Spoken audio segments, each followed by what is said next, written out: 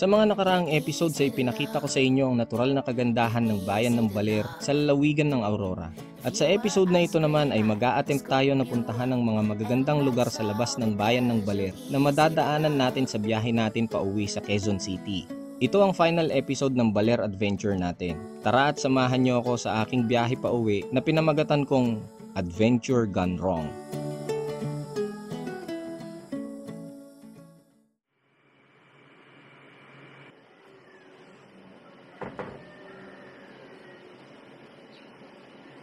Nakakalungkot, pero oras na para pansamantalang magpaalam sa bayan ng Baler at sa lalawigan ng Aurora. Papayag ba naman akong wala tayong gala sa last day? Dadalawin ko sana ang Kaunayan Falls sa bayan ng San Luis, pero hindi nila ako pinapasok dahil katatapos lang ng malakas at mahabang ulan. Ganon din sa Mother Falls. Mataas daw ang tubig at malakas ang agos ng ilog na tatawirin. Mula sa San Luis ay pwede na akong dumiretso sa Bungabon, Nueva Ecija, pauwi sa Maynila. Pero bumalik ako sa Barangay Quirino sa bayan ng Maria Aurora para kumustahin ang higanting puno ng balite. Tinatawag din nila itong Millennium Tree dahil mahigit 600 years old na ang punong ito. Sa tansya ko ay nasa 15 to 20 meters ang pinakamalawak na diameter nito. 60 meters ang dating height nito pero ngayon ay nasa 25 to 30 meters na lang. Naputol daw to dahil sa sobrang katandaan.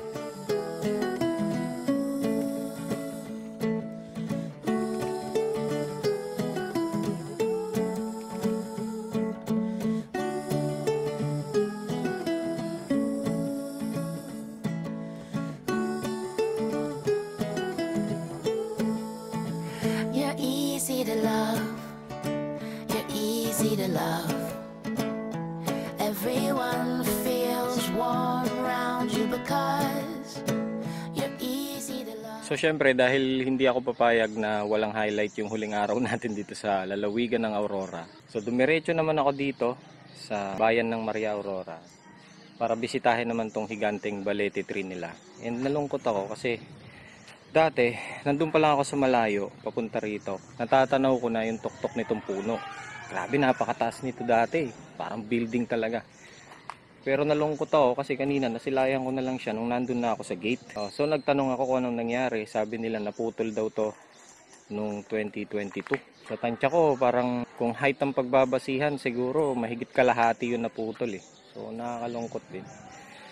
Pero masaya, it's nice to be back. Sobrang magical na tignan ng lugar na to. Pagkagaling ko sa puno ng balite ay pauwi na sana ako nang matukso akong puntahan ng 3-layer Dimasalang Falls sa bayan pa rin ng Maria Aurora. So bago tayo tuluyang lumabas sa Aurora, pupunta muna tayo sa yung 3-layered falls dito. Sobrang hirap ng daan, grabe, tignan nyo.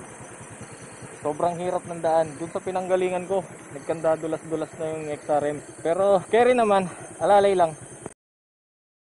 Malayo-layo na yung nalakbay natin, pero hindi tayo susuko. Grabe, sobrang dulas ng daan, putik-putik na ako. Nandito na rin lang tayo, tuloy na natin to.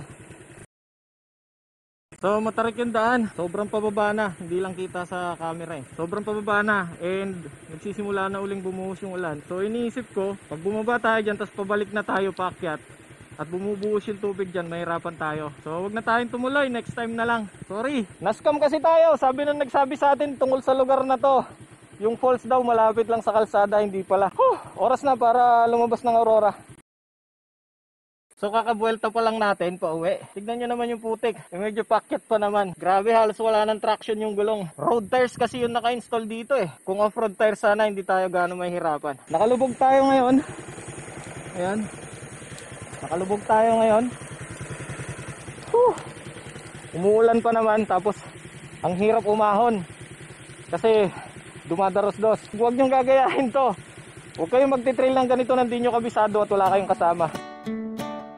Ganda yan sana yung itsura ng falls Shoutout Mayor Ariel Bitong. Ipasimento mo na tong kalsadang to para madaling puntahan yung falls. May mga natutunan ako mula sa naging biyahe ko sa Aurora. May mga malulungkot na pangyayari, pero marami ring mga masasayang nangyari.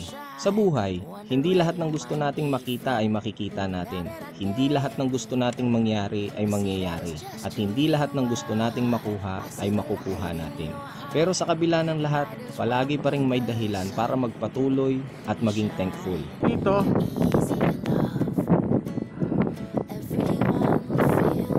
ayan, ito, didiretso doon sa dam.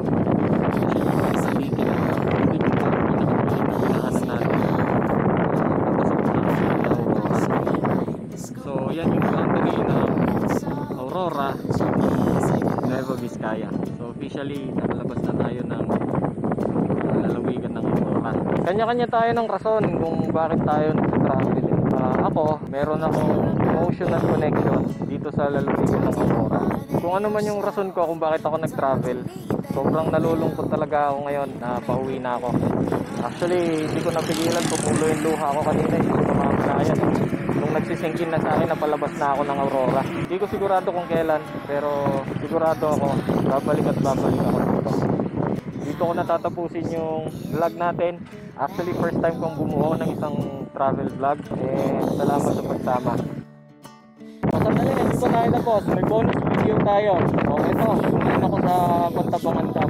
As usual, yung water level dito, mas mataas na naman kaysa sa sahig nitong gubat dito sa kabilang side. Ewan ko kung nakikita nyo. Amazing, di ba? Ito yung isa pang bahagi ng dam. Ayan, hindi na tayo bababa. Sa sobrang laki ng dam na yan, parang medyo may alon-alon effect na siya sa baba. Yun lang, hindi na tayo tatagal dito. Uwi na tayo. See you next vlog.